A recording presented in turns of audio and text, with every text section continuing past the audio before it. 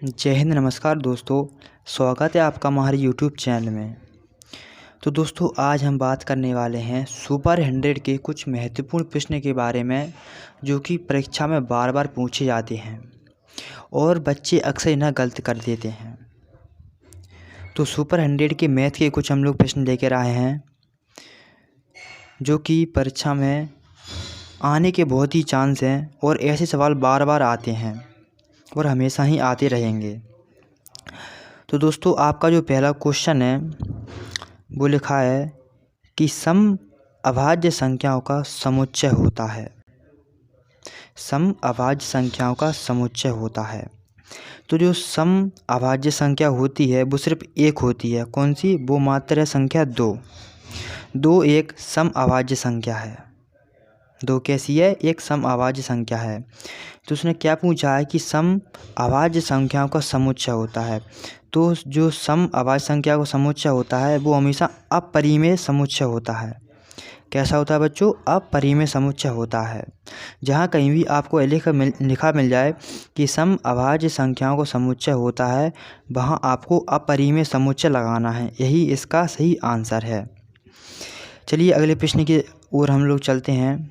तो आपका जो दूसरा प्रश्न है वो लिखा है कि निम्नलिखित में से कौन सी एक परिमेय संख्या है।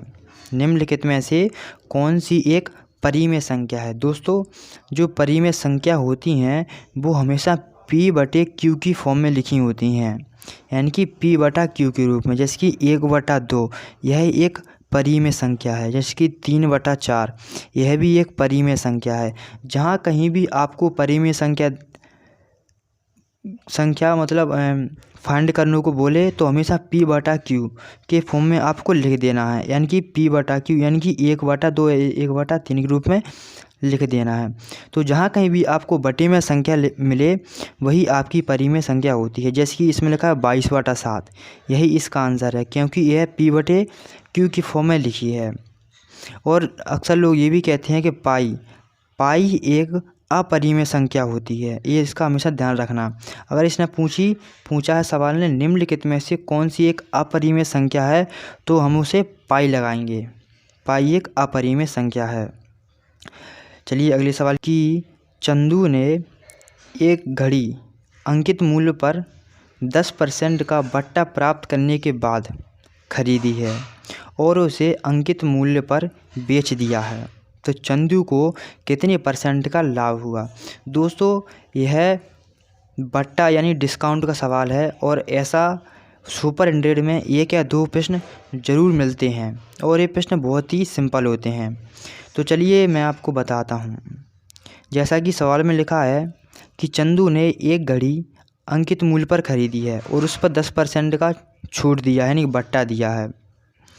उसके बाद उसने अंकित मूल्य पर बेच दिया है। तो इसका जो अंकित मूल्य है हम लोग वो मान लेंगे 100, यानी कि इसका जो अंकित मूल्य है वो है 100। फिर चंदू को कितने % का लाभ हुआ है। चंदू ने अगर किसी चीज़ को 100 में ख़रीदा है और उस पर 10% का डिस्काउंट भी लिया है, तो मतलब उसने कितने में ख़रीदा होगा? 90 रुपये में उसने ख़रीदा होगा। ठीक है, उसने कितने में ख़रीदा होगा? 90 रुपये में ख़रीदा होगा। और हमको 100 यूनिट की वैल्यू बतानी है। कितनी यूनिट की वैल्यू? 100 यूनिट की वैल्यू हमें बतानी है। तो 1 0 से 1 0 कट जाएगी। यहाँ कितना बचेगा? 100/9। कितना बचेगा? 100/9। अब बस इसको इसमें काट देना है। 9 से काटेंगे तो 9 एकम 9, 9 एकम 9, यानी कि इसका जो आंसर है वो आएगा 11 सही 1/9%। यानी कि जो चंदू को जो लाभ हुआ है उस वस्तु पर वो 11 सही 1/9% का लाभ हुआ है। चलिए अगली सवाल की ओर चलते हैं। अगला सवाल है किसी समांतर चतुर्भुज का जो कोण सबसे छोटा कोण के दुगने से 24 कम है, तो समांतर चतुर्भुज का सबसे बड़ा कोण क्या होगा। सवाल बोल रहा है किसी समांतर चतुर्भुज का एक कोण सबसे छोटे कोण के दुगने से 24 डिग्री कम है, तो समांतर चतुर्भुज का सबसे बड़ा कोण क्या होगा। सबसे पहले हमको समांतर चतुर्भुज बनाना चाहिए। समांतर चतुर्भुज कैसा होता है? जिसकी भुजा सभी समान होती हैं। कैसी हैं बच्चों? सभी भुजा समान होती हैं। ये रहा आपका समांतर चतुर्भुज। यानी इसकी जो भुजाएं हैं, जो ये ए है, ये बी है और ये सी है और ये डी है, यानी कि इसकी जो भुजाएं हैं वो कैसी हैं, बिल्कुल समान हैं, यानी कि बराबर हैं। इसे बोलते हैं समांतर चतुर्भुज। तो इसमें सबसे पहले हम लिखेंगे कि जो इसका जो कोण है, माना कि, इसमें लिखेंगे माना कि सबसे छोटा कोण, माना कि सबसे छोटा कोण क्या है, माना कि x, माना कि सबसे छोटा कोण क्या है, x है। अब क्या बोल रहा है कि छोटे कोण से दुगने से 24 डिग्री कम है, यानी जो दूसरी संख्या है वो इससे कितनी है, 24 डिग्री कम है। माना कि दूसरी संख्या को हम x मानेंगे, दूसरी संख्या को x मानेंगे तो मान लेते हैं, तो क्या करा, 24 डिग्री कम है, यानी कि हो जाएगा x 2x माइनस के 24 डिग्री। ये हो गई अपनी दूसरी संख्या। कौन सी हुई, ये अपनी दूसरी संख्या हो गई, वो अपनी, और ये वाली अपनी पहली संख्या हो गई। तो चलो इसको आगे सॉल्व करते हैं। तो इसको आगे करने के लिए हमको इसमें लिखना पड़ेगा 2x कितना, एक मिनट, 2x माइनस के 24x प्लस 2x माइनस के 24x प्लस x प्लस के x बराबर के 360। आप सोचेंगे 360 कहाँ से आया, अरे क्या हो गया। तो इसको हम लोग लिख लेंगे 2x माइनस के 24 प्लस 2x माइनस के 24 प्लस का x बराबर के 360। अब बच्चे लोग बोलेंगे 360 कहाँ से आया। तो जो समांतर चतुर्भुज होता है उसके चारों भुजाओं यानी चारों कोणों का योग होता है वो 360 डिग्री होता है। ये हो चुकी है हमारी पहली संख्या, ये हो चुकी है हमारी दूसरी संख्या, और ये हो चुकी है हमारी पहली और दूसरी संख्या। तो इसको अगर अपन सॉल्व करेंगे तो ये आएगा 6x माइनस के 48 बराबर में 360। ये 48 इधर आएगा तो ये कितना हो जाएगा, 6x बराबर में 408। तो x का मान कितना आ जाएगा, 408 बटा 6 को इससे काटेंगे तो कितनी बार जाएगा ये आपका जाएगा 68 बार। कितनी बार जाएगा, 68 बार यह चला जाएगा। तो उसने पूछा क्या है कि सबसे बड़ा कोण की संख्या थी अपनी 2x माइनस के 24, यानी कि x का मान इसमें रखेंगे 68 में, तो ये कितना आ जाएगा 68 गुणा 2 और माइनस के 24। इसको सॉल्व करेंगे तो 8 दूनी 16 की 6, आंसर आ गई 1, 6 दूनी 12 और 1 13। इसमें से इसको घटाएंगे तो कितना आएगा ये 112, यानी कि इसका जो आंसर है वो कितना आ जाएगा 112 डिग्री, यानी कि सबसे बड़ा कोण होगा वो 112 डिग्री का होगा। वो लिखा है कि कोई धन A, B, C और D में 5:2:4:3 में अनुपात में बांटा जाता है। यदि C को D से 1000 रुपये अधिक मिलता है तो B को प्राप्त धन क्या है। दोस्तों यह सवाल बहुत ही सिंपल है और यह सवाल अक्सर परीक्षा में पूछा जाता है।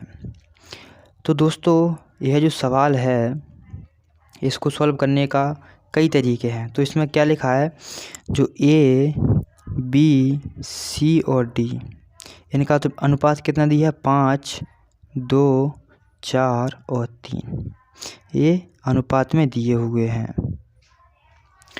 आगे सवाल में क्या बोला है कि जो C को D से 1000 रुपये अधिक मिलते हैं, यानी कि C को D से, यानी कि ये अपना C रहा, ये अपना D है, यानी कि C को D से अधिक मिलते हैं 1000 रुपये।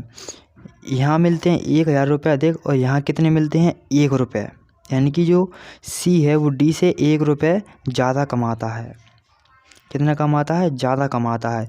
तो C और D दोनों मिलकर कितने रुपए कमाएंगे, 1000 रुपये अधिक।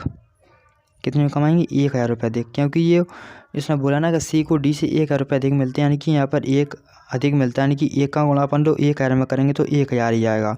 अगर सवाल बोलता कि सी को डी से दुगुना मिलता है तो यहाँ पर अंतर देखते हैं, यहाँ पर 2 का होता है इसमें 2 का गुणा करते, 3 का होता तो 3 का गुणा करते, यहाँ पर 1 का अंतर दिया है तो 1000 ही इससे अधिक कमाएगा।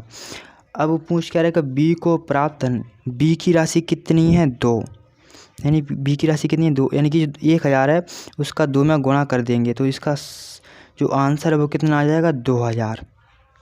कितना आ जाएगा इसका आंसर 2000, इसका सही आंसर है। चलिए अगले प्रश्न की ओर हम बढ़ते हैं।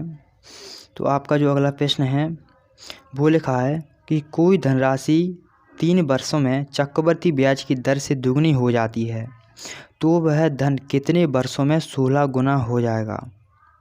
दोस्तों यह सवाल बहुत ही सिंपल है, इसको तक करने का तरीका मैं आपको बताता हूँ कि इसमें लिखा है कि कोई धनराशि 3 वर्ष में दुगनी हो जाती है। कितने वर्षों में 3 वर्षों में दुगनी हो जाती है, यानी कि 3 वर्षों में 2 की घात 1 हो जाती है बच्चों। 3 वर्षों में 2 की घात 1 हो जाती है। अगर यहाँ ऐसा लिखा होता कि 3 वर्षों में 4 गुनी हो जाती है, यानी कि 4 की घात 1 हो जाती है कितने 3 वर्षों में। यह सवाल ऐसे बोलता कि 3 वर्षों में 10 गुना हो जाती है तो 3 वर्षों में 10 की घात 1 हो जाती है कितने वर्षों में 3 वर्षों में। तो उसने पूछा है कि वह धन कितने वर्षों में 16 गुना हो जाएगा, यानी कि 16 गुना हो जाएगा, यानी कि 2 की घात 4 हो जाएगा। 2 की घात अपन 4 कैसे, यानी कि 2 गुणा 2 गुणा 2 गुणा 2, 2 दूनी 4 दूनी 8 दूनी 16, यानी कि अपन को 16 गुना करने हैं, यानी कि कितने वर्ष लगेंगे उसको 16 गुना होने में। तो इसका सीधा सा गुणा है कि 3 की घात जब 3 वर्षों में 2 की घात जब 1 हो रहा है तो 2 की घात 4 कितनी वर्षों में हो जाएगा। तो जो घात है इस घात का गुणा इस वर्ष में कर दीजिए, बस आपका आंसर आ जाएगा। 4 तिया 12, यानी कि इसका आंसर है बिल्कुल 12, यानी कि जो धन है वो 16 गुना हो जाएगा कितने वर्षों में 12 वर्षों में।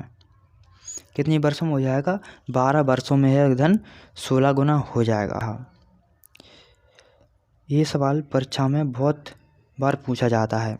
इसमें लिखा है यदि किसी घन की सभी कोरों की लंबाई का योग 36 सेंटीमीटर हो तो घन का आयतन ज्ञात कीजिए। इसके लिए आपको सूत्र याद होना बहुत ज़रूरी है।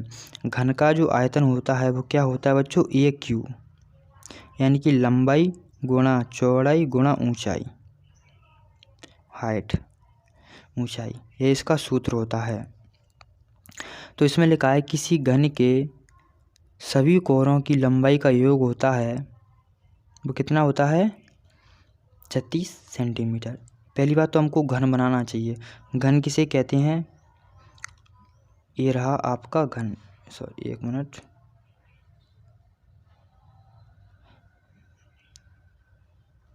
इसे कहते हैं बच्चों घन। इसकी जो चारों मतलब जो कोरें होती हैं कितनी होती हैं 12 होती हैं, जैसे कि 1 2 3 4 5 6 7 8 9 10 11 और 1 12।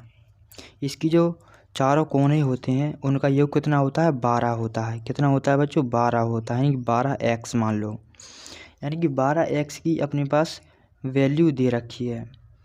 कितनी दे रखी है 12x की वैल्यू अपने पास दे रखी है, यानी कि 12x बराबर कितना हो जाएगा 36 सेंटीमीटर, यानी कि x का मान कितना आ जाएगा 12 3 36, यानी कि 3, यानी कि इसके जो कोरों का जो योग होगा वो 3 होगा।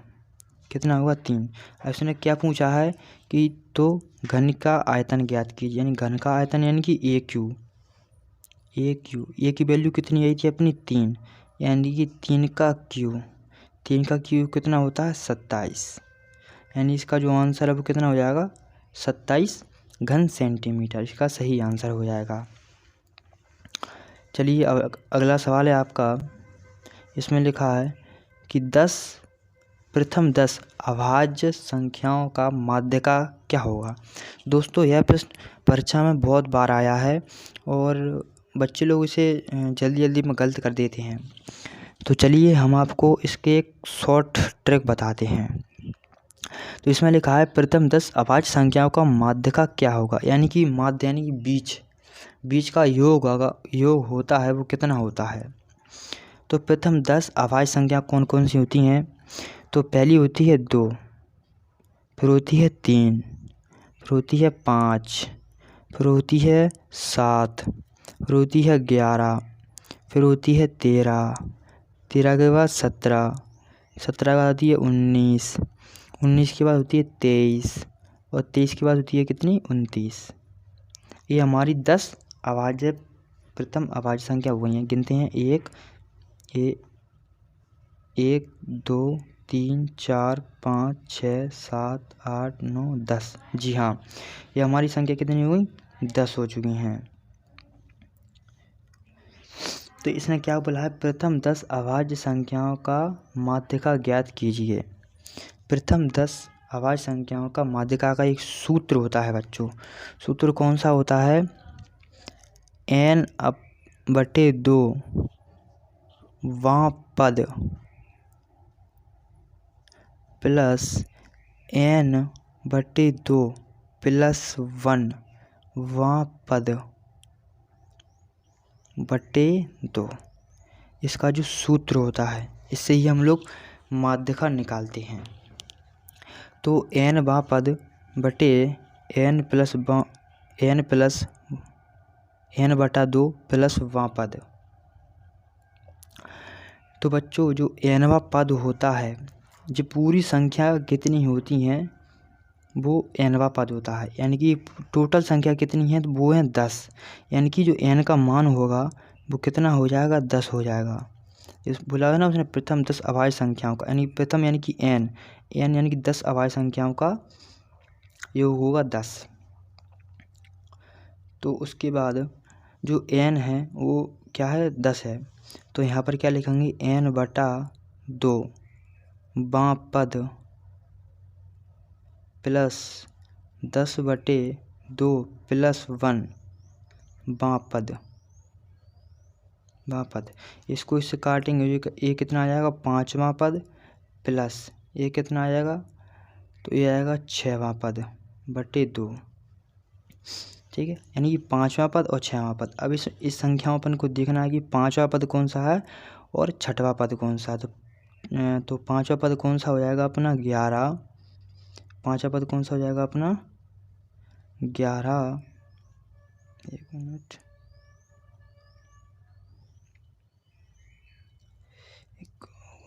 पाँच, हाँ अपना जी कितना हो जाएगा 11। मार्कर का काम नहीं कर रहा, यानी कि जो अपना पद था वो हो जाएगा अपना 11 प्लस 13 बटे 2। ये है अपना 5वां पद, ये है अपना 6वां पद। इन दोनों को जोड़ेंगे तो कितना आ जाएगा 24 बटे 2, यानी कि अपना जो आंसर है वो कितना आ जाएगा, अपना जो आंसर है वो कितना आ जाएगा 12। इसका सही उत्तर होगा कितना होगा 12। तो दोस्तों हमारा यह वीडियो कैसा लगा कमेंट में ज़रूर बताएं और ऐसे ही वीडियो देखने के लिए हमारे इस चैनल को सब्सक्राइब जरूर करें। और हम लोग ऐसे ही मैथ के और अच्छे जो सॉल्यूशन है आपको बताते रहेंगे और जो सुपर एट की